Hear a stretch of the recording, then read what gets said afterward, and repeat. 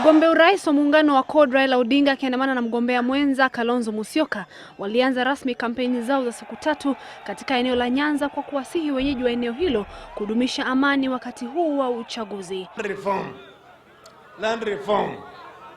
Sasa unajua hata fisi anaweza kuja kwako akasema nataka kuleta reform ndani ya zizi yako pale umeweka mbuzi yako. Ate mtu anasema yeye atapigana na corruption. Na tunawajua. Jameni. Ikiwa tunataka kumaliza ufisadi Kenya hii, dawa ni Coalition for Reforms and Democracy.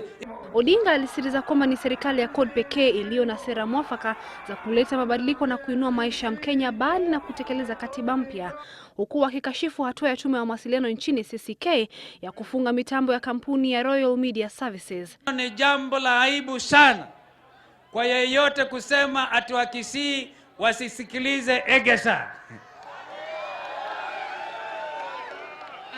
Hilo ni jambo la aibu. Na tumewaonya wakome kabisa. Hatutaki interference with the freedom of the media in this country. It is a constitutional right. Katika kaunti ya Kiambu, muungano wa Jubilee ambao ulizindua manifesto yake hapo jana uliendelea na kampeni zake. Muungano huu vilevile unasisitiza kwamba una mawazo mapya ya kuongoza nchi tofauti na muungano wa CORD ambao wanadai unaongozwa na wakongwe wa kisiasa. Wakenya wanataka sio kujua ni nani yako na mashamba kubwa. Wakenya wanataka kujua ile mashamba iko ni nini itafanywa ndiye tuweze kupata mapato zaidi kuliko ile. Muungano huo uliwarai wakaazi kujitokeza kwa wingi kupiga kura tarehe 4 mwezi ujao chini ya majuma 3 sasa ili kuhakikisha muungano wa Jubilee ushindi katika awamu ya kwanza. Wote ambao wamejiandikisha kama wapiga kura waweze kujitokezea, tuhakikishe kwamba tuko na voter turnout ambayo ni ya juu zaidi. Sisi tunaomba kura yenu. Hii ndio stronghold ya Uhuru Kenyatta.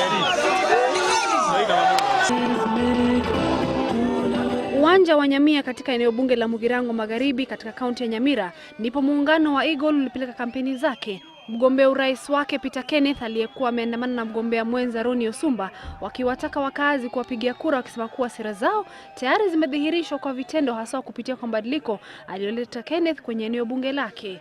Tuangalie tusije tukadanganywa kwa sababu ya siasa.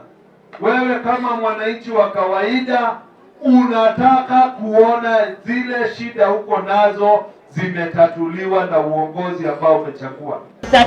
Na hana pesa ya kulipa. Baada ya ziara ya eneo la Pokot Magharibi jana, msafara wa mgombea urais kwa tiketi ya chama cha NARC Kenya Martha Karua na ulielekea hadi eneo la Mlima Elgon ambapo aliendesha kampeni zake. Na iko mwingine hata mahali anakaa ni nyumba ya kupanga na hajaribu.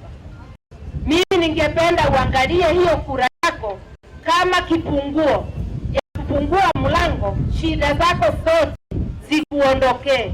Karua anaendesha kampeni zake kwa misingi ya haki na uadilifu, akitaka Wakenya kuhususia viongozi ambao anadai wamekuwa wafisadi miaka nenda miaka rudi na ambao wanarudisha nchi nyuma.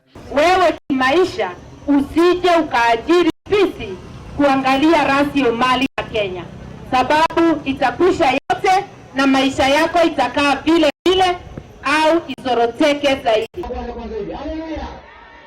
Na baada ya kuhitimisha kampeni kaskazini mwa bonde la Ufa, muungano wa Amani sasa unapanga mikakati ya kuzindua manifesto yake wiki ijayo.